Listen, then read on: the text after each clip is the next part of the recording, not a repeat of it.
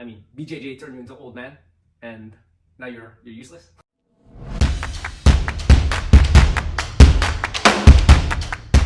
What's up, guys? Nguyen, OG Fitness. Welcome back to the channel. If you guys are new, this channel is all about fitness, martial arts for older guys. Okay, so let's dive in.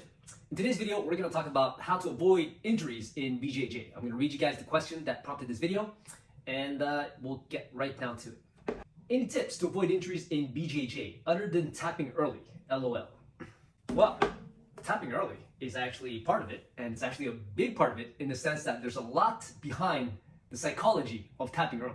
But before we get into that, we're going to look at a few guidelines that I think if you guys were to follow most of the time, it's going to save you a lot of grief. The first thing is, don't roll hard.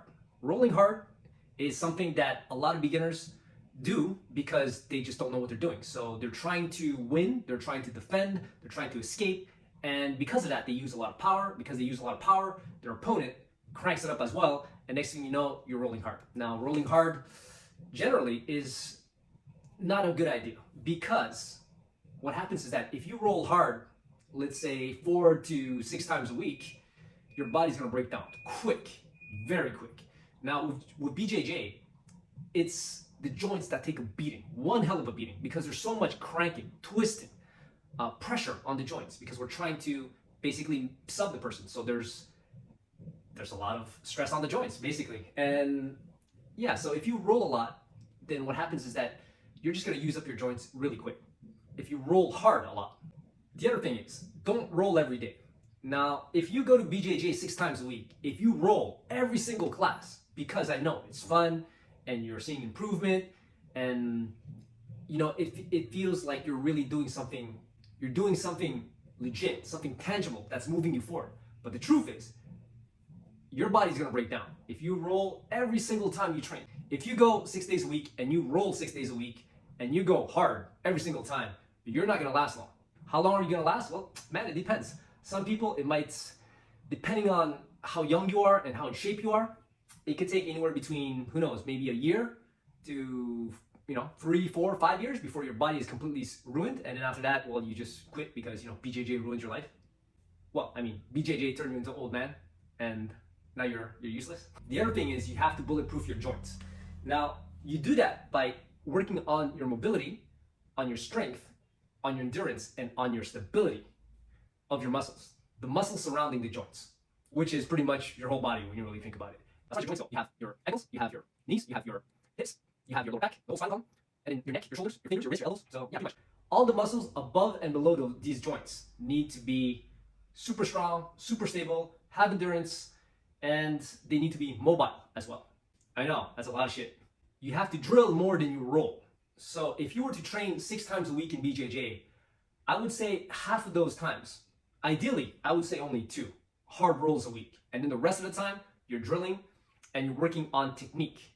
And in my opinion, I think that you should work on your physical fitness after every class for 10 to 20 minutes. Pick an exercise, pick a muscle group, focus on that, 10, 20 minutes, you're out of there. Don't roll with people who have no control. Now, that usually means don't roll with beginners.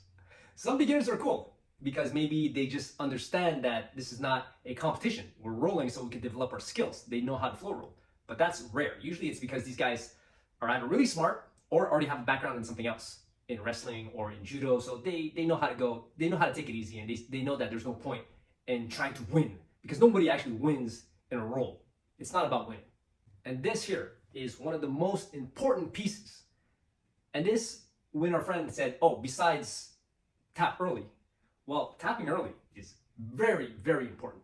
And behind tapping early, the psychology of it is you have to leave your ego at the door. And that's what they mean by leaving your ego at the door. So there's that aspect of it where when you get caught, there's certain positions, it's checkmate, it's done. You have to know what these positions are. For example, if somebody has an arm bar and your arm is fully extended, before, as soon as you lose this grip here, both your hands disconnect, it's checkmate. It's literally checkmate. There is no point in trying to resist that thing. You can, but it's going to be, you're counting on your friend, your opponent there, to know not to crank on that joint, on that elbow joint, right? And not to blast it, to go from 0 to 60 like that. You're hoping this guy's gonna go very progressively.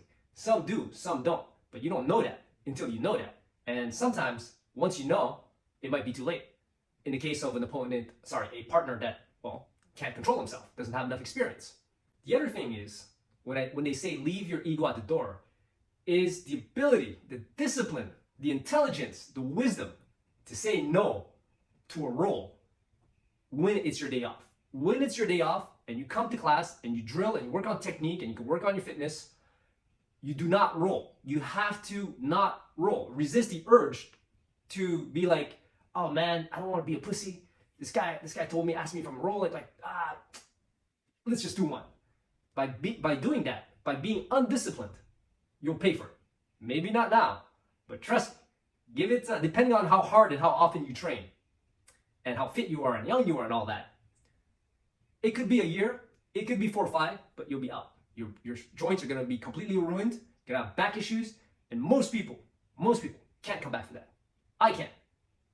I'm 45 years old. I've been doing this for jiu-jitsu for 6 years, judo for 8, wrestled for about 2, and I'm still going strong. And I came back for it. And it's very possible, but it's very hard. And you don't want to go there. And I'm still working on rehabbing my joints till this day. So that's it for this video, guys. I hope that made sense. If you have any questions, let me know down in the comment section, and I'll see you guys in the next one. Peace.